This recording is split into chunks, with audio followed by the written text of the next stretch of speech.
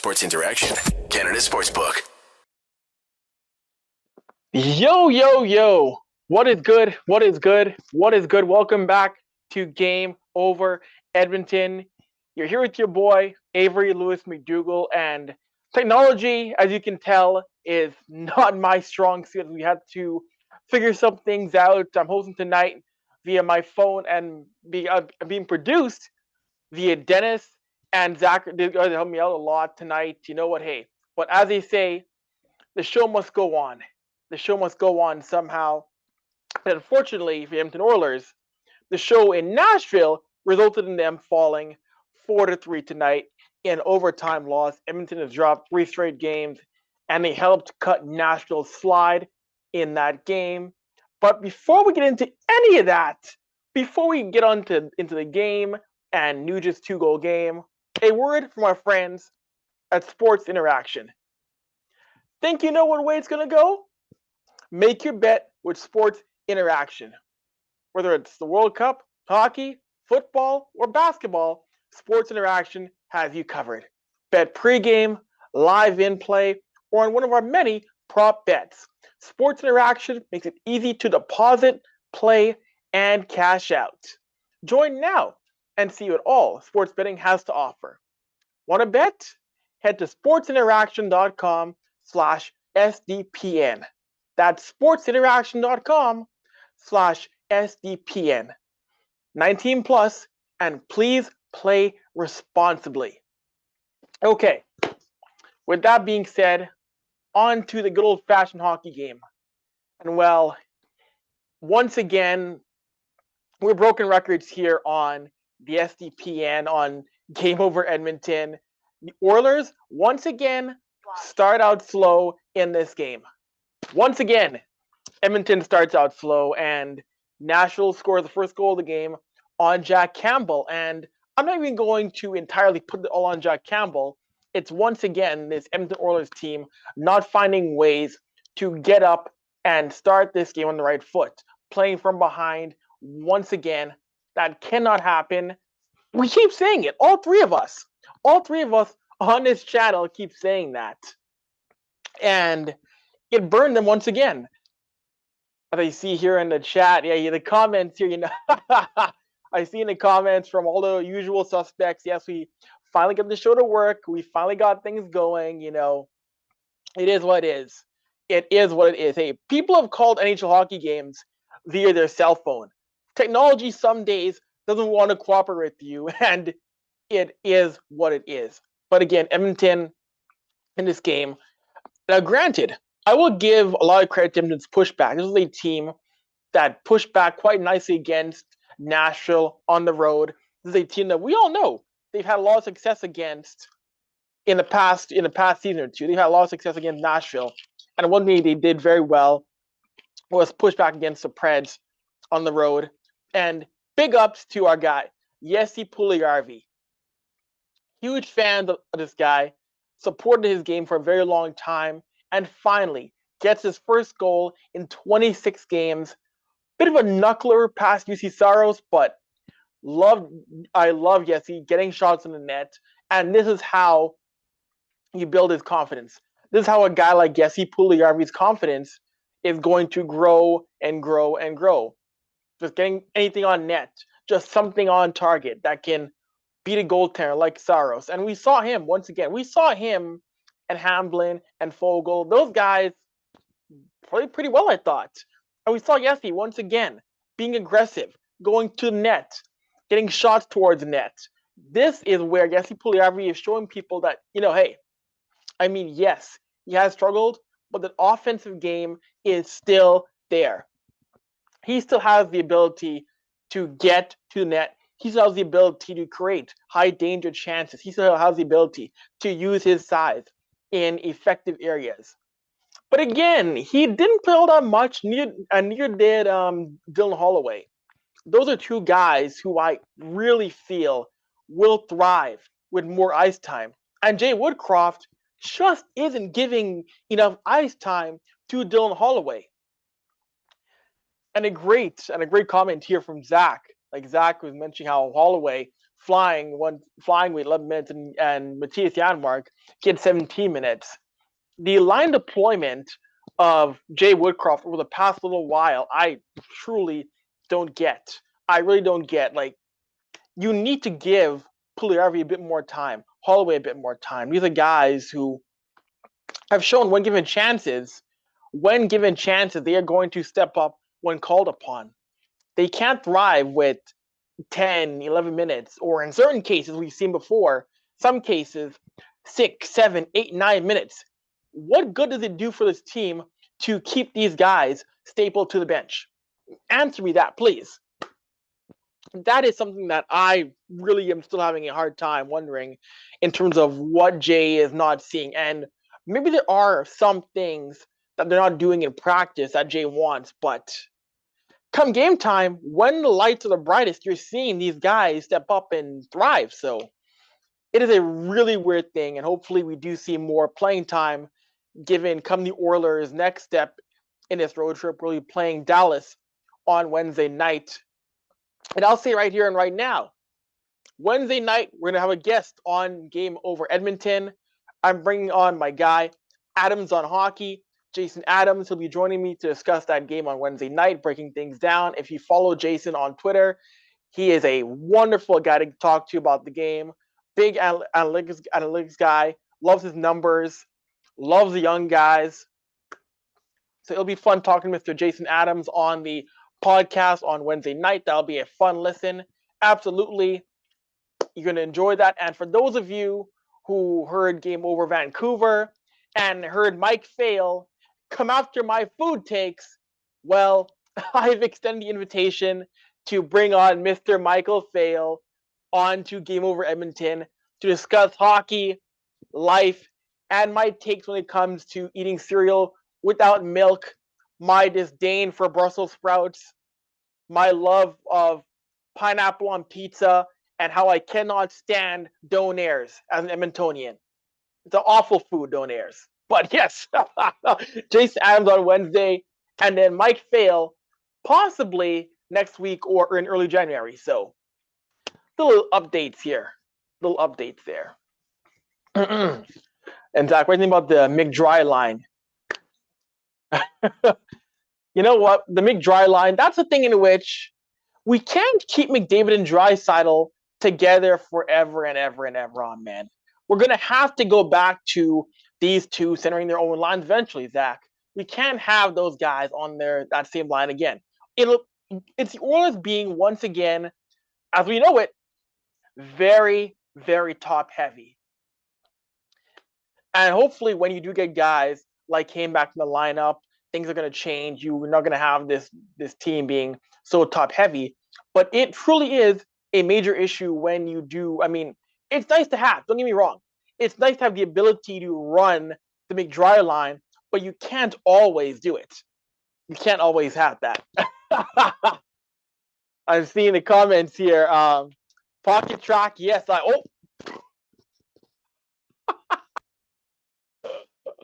I'll clip my headphones. Yes, I am a big pineapple on pizza guy. Love it. That citrus kick on a pizza. Magnifique. It is wonderful to have. You got to get some of that in your life. You have to have that. Some stranger, yeah, no. Donairs, giant thumbs down. 2 big, fat thumbs down to Donairs. I'm sorry. If we're talking Edmonton food, the premier food is green onion cake. Green onion cake over Donairs any day of the week. Monday, Tuesday, Wednesday, Thursday, Friday, you name it. It is by far the superior Edmonton meal. Green onion cake. But yeah, I see a comment here. Trade for Chychrun, please. I mean, at a certain point, like Jacob Chychrun is the kind of guy I know people are worried about. Some people are worried about Jacob Chychrun and his injury history, but Jacob Chychrun is still a very young D-man who has tremendous upside offensively. This is the kind of guy who is in Edmonton, this is a guy who could be a top pairing D-man at Edmonton, and yet the front office staff is still not budging at all in making a trade possible for Jacob Chychrun. And again, Edmonton wants to be a team that wants to win. We always hear about how this is the win now zone. This is the time to win, time to win. But again, if you're Ken Holland, you got to figure out, you got to find a way to clear cap space or figure out how you can make a deal happen with Arizona to bring in Jacob Chychrun. And if it costs you a Philip Broberg, if it costs you another prospect, or if it costs you Broberg and a pick, then so be it. So be it. You got to be in that sweepstakes to get Jacob Chychrun. As much as we hear Edmonton's out of it, Edmonton's not going to do it. What you have right now is not enough to get you to a cup final. Joel Edmondson should not be a guy you're talking about. You always hear about the discussions of Ben Sherratt and Joel Edmondson, but numbers will tell you that those guys are not what Edmonton needs defensively. They really aren't. Those aren't the kind of guys Edmonton has to bring in, but yet we keep hearing Ken Holland in the mix for those kind of guys. Those are not what you need right now to show that you are a true contender in the Western Conference. Really is not. Now, granted, I will give Ken Holland credit, though, on one thing. I will give him credit, two things. The Klim Kostin deal is looking pretty good. The Kostin deal is looking like an actual great move. And also, today, re-signing Stuart Skinner. Re-signing Stuart Skinner now, before that costs you dearly later on down the road, I will admit that's a great move to right now lock up Stuart Skinner as one of your netminders. I can admit that right there. Stuart Skinner deserves it. He's going to be a part of this franchise for quite some time. And now I think you do go back to Skinner now for the game against Dallas after Campbell. And Jack Campbell wasn't. It was an iffy night for Jack Campbell. It wasn't bad. It wasn't great. It was an iffy night. In that third period, when Nashville's onslaught came on, Campbell made some big saves to keep that a tie game. When Nashville was pressing late in that third period, I will give Jack Campbell a lot of credit there. But he didn't make other saves throughout that game that made you confident. To be quite fair on that.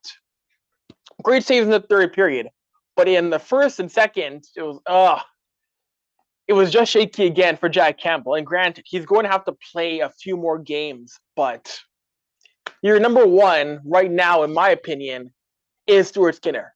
The number one goaltender on this roster right now is Stuart Skinner. And if you were to ask me, if Edmonton makes the playoffs, say the season ends today, you're going into a playoff series against either, say, Vegas or Seattle, my game one starter right now is still Stuart Skinner. My game one starter is Stuart Skinner. It's not Jack Campbell.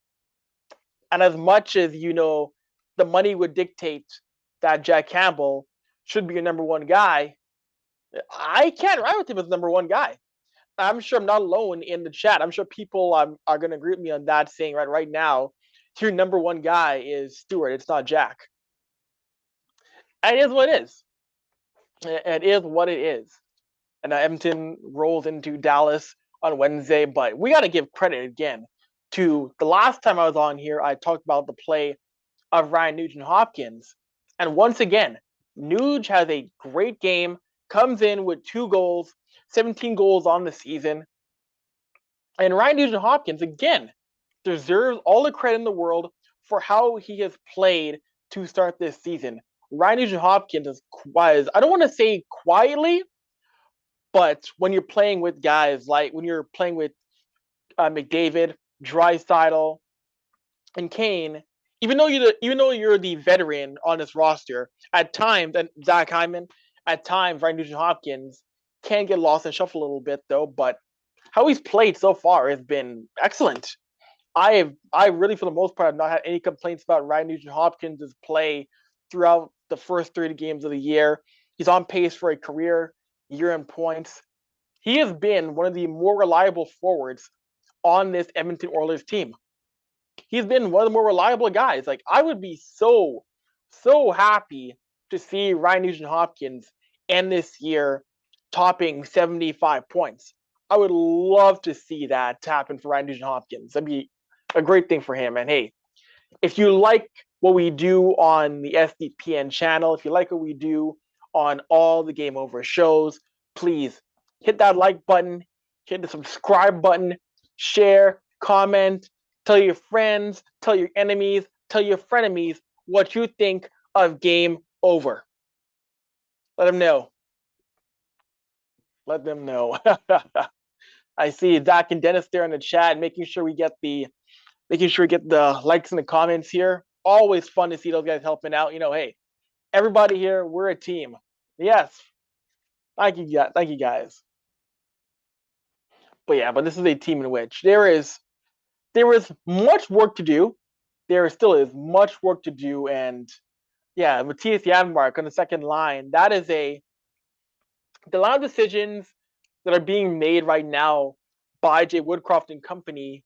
These are things you wouldn't have seen Jay do in the postseason last year. There are decisions with the lineup that Jay wasn't making last year that he did this year that at times can be a tad bit confusing. And I don't know what he's trying to do in that sense, but it's almost as if he's trying to do a little bit too much. He really is trying to do a little bit too much. It's really odd. It really is odd right now. And again, Edmonton should not be battling for a wild card spot. They shouldn't be here treading water against Nashville or even Anaheim. The Anaheim Ducks game was probably one of the more frustrating games of the season if you were a fan, if you're just watching that game on TV. Because Anaheim came into that game against the Oilers with only 2 wins in regulation. 2 wins in regulation. And yet Anaheim found a way to skate away with that victory. And I'll give credit to Lucas Dostal, who had a great night net 46 save performance. But that was a game which you have to, at the bare minimum, take a point away from the Anaheim Ducks. At the bare minimum. And yet they were in a dogfight with Anaheim. The consistency, Edmonton struggles way too often putting away teams they should put away on a consistent basis, like the Anaheims, like the Nashvilles. We saw it just fine against Arizona. We saw what this team can do against Coyotes with an 8-2 victory. But letting Anaheim beat you at home when they are the only team in the Western Conference that has yet to record 5 wins in regulation cannot happen. That should have been a massive, massive alarm bell ringing for not just Jay Woodcroft, but for Ken Holland and all of Oilers management in terms of we have to do something.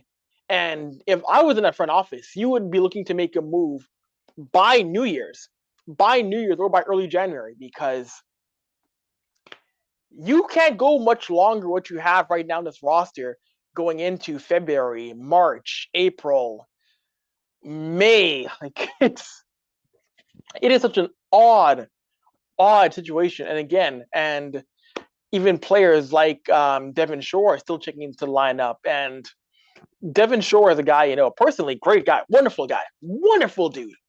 But in terms of what he's bringing to the lineup, Devin Shore isn't doing enough to consistently check into the lineup playing 4th line minutes. Devin Shore just doesn't do enough right now. He isn't producing points wise, isn't getting enough chances. He's just skating around. He's just a guy. He's just there right now in that roster. And you don't need, on this roster right now in Edmonton, you cannot survive with a 3rd and 4th line or a 4th line full of just guy. That's not how you win. You need much more than just the top 6 putting in the top 6 scoring and a couple of D-men chipping in here and there. It cannot happen. I see the chat's bumping right now.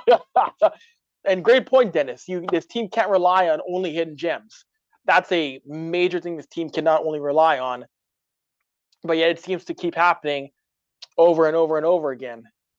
And no, Klim is nowhere near. No, I would not say Klim is a problem for the Oilers. I would not say it at all.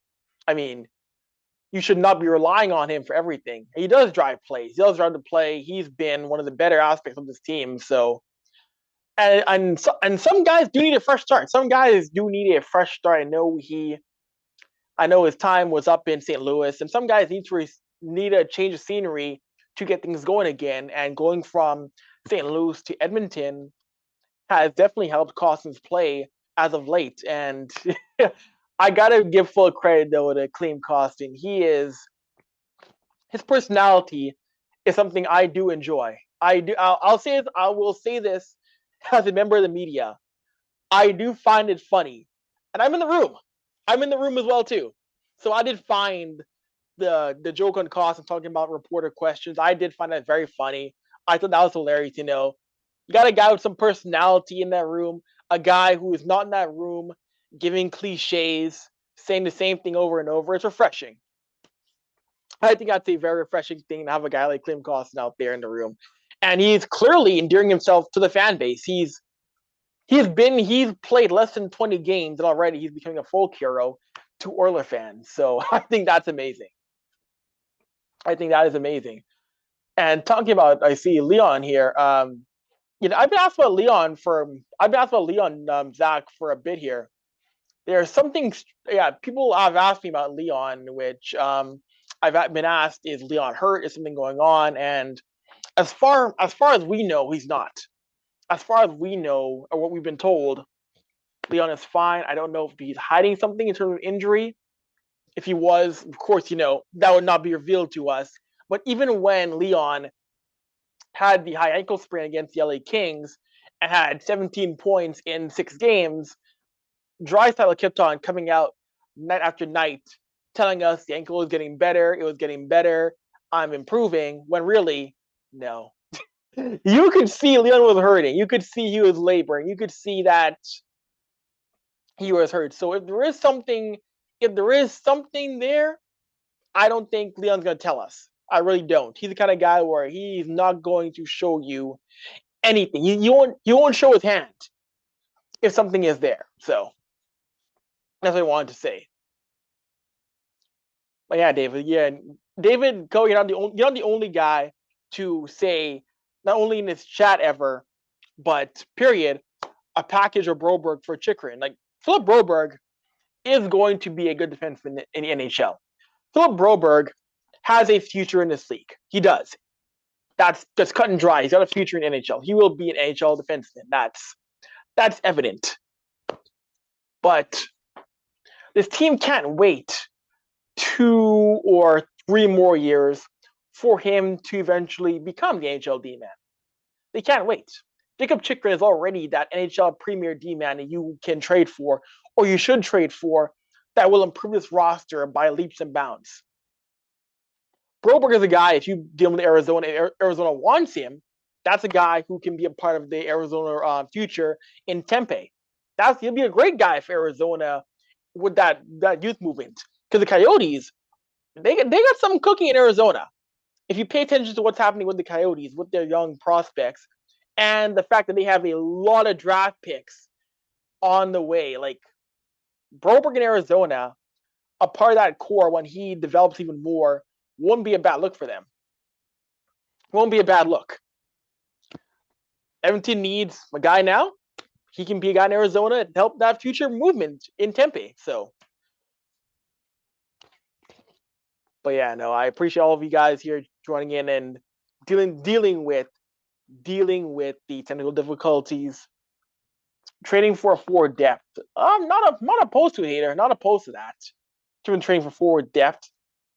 I think really right now I have to go through and see who this team would look for in terms of forward depth. And that's the thing I will definitely address on Game Over Edmonton. I'll address who this team could trade for in terms of forward depth. I know I've been so focused right now in making a better trade to help out the back end. But definitely, I would not be opposed to try to make a move to help the forward depth, to help the third and fourth line, and alleviate some of the top-heavy problems right now at Edmonton, which is a major thing. It is a major thing with the Oilers in terms of year in, year out, being very top heavy. So trade deadline day should be very active for Edmonton. Edmonton absolutely should be active all morning long and all afternoon long. This is a team in which you got to figure out, you got to work those phones. And I'm sure Ken Holland has been before, but you got to get real aggressive in improving this team to not run into a wall again when you face a lead juggernaut team in the Western Conference Final. If you get there, now, who would it be against? I don't know, because we've seen the issues with Colorado in terms of their injuries. So who knows who that could be? But first things first, address the forward depth and address the back end, because once again, you're not getting that strong play on the back end you would really want. And, I love the guy, Darnell Nurse, but Darnell has just not had a string of solid games in a row. He scored. He's been scoring, which is great to see. We know Darnell has the offensive ability as a defenseman, but in his own end lately, he struggled mightily in his own end. Against Anaheim, it was a major issue in his own end. Like, against the Ducks, it was not a good side against Anaheim. Like, against St. Louis, that was probably the most egregious effort of Darnell's play, just not coming together this year. And full credit, though, Darnell, full credit. After that game, he put the mistakes squarely upon himself. He owned it. So he owned what happened against St. Louis, said it was on me. I have to improve. I got to be better. Didn't blame anybody else but him. And he knows it. If anybody's going to critique his play, it's going to be himself. He is tough on his own play. And and that's a great point, Daniel. Like, at times, this team has Darnell doing too much. At times, he's doing too much. He needs a little bit more help. He needs some help. You can't have Darnell playing what seems to almost be 51 minutes a night. Okay, I'm exaggerating, but you get the idea. Darnell needs some help on that top pairing, because what's happening right now, we saw him and Cece struggling. Like, Darnell needs help on that top pairing. He needs someone to help eat a bit of those minutes so that he's not trying to be Mr. Everything on that blue line, because right now he's being burnt for it in many ways. He really is. Lindsay, trade Hall. Okay, that's funny. Trade Holland. You know what? In other sports, coaches have been traded and front office staff have been traded in different sports. I mean, if there's any football fans in the chat room, John Gruden got traded from the Oakland Raiders to Tampa Bay as a head coach. So, I mean, you can trade front office staff. You can trade coaches. It's not impossible. It's happened before in the NFL. So, yeah, Zach, great point. NBA, you can trade coaches too in the NBA. It's not impossible. So, although who would make that deal? Who would trade a GM? Who would be in charge of trading a general manager to a different team? That is my question right there, gang. Maybe we'll try and figure that one out for next time on Game Over Edmonton. Oh, man, that was funny. That actually got me laughing pretty hard. That was funny. Dennis, Holland to Netherlands or Van Dyke. The World Cup is over, but we're still getting these jokes off on Game Over Edmonton. We're still getting these jokes off. I love that. That is really, really, really funny to see that people are actually out here suggesting a trade of one Mr. Ken Holland to a different franchise. Negotiate your own trade terms. Wouldn't that be something? A GM goes in and negotiates a trade. He negotiates where he wants to go to, the terms, who comes back, and who goes with him. Oh, that'd be wild. That would be a very funny thing to try and envision happening, if that actually ever could happen in the hockey world of free agency and deals. But we'll wrap things up here, and I'll just leave you guys with a few points here in terms of, we've touched on Nugent-Hopkins, great game. Wonderful game in a year in which I'm going to say it right now. Ryan Nugent-Hopkins will cross 75-point barrier. Let's put out there the energy of Nuge ending the year, say at 79 points. 79 points for Nuge. He deserves it. I think you go back to Skinner in net for Dallas on Wednesday night and get Darnell some help on the back end. Darnell needs help. He's a top pairing guy, but he can't be Mr. Everything. He straight up can't. Anyways, I'm out of here. I'm gone. I'll talk to you all again on Wednesday night. It'll be myself and Jason Adams talking post-game after the Oilers play Dallas. Have a good night. I'm gone. Game over! Powered by Sports Interaction, Canada Sportsbook.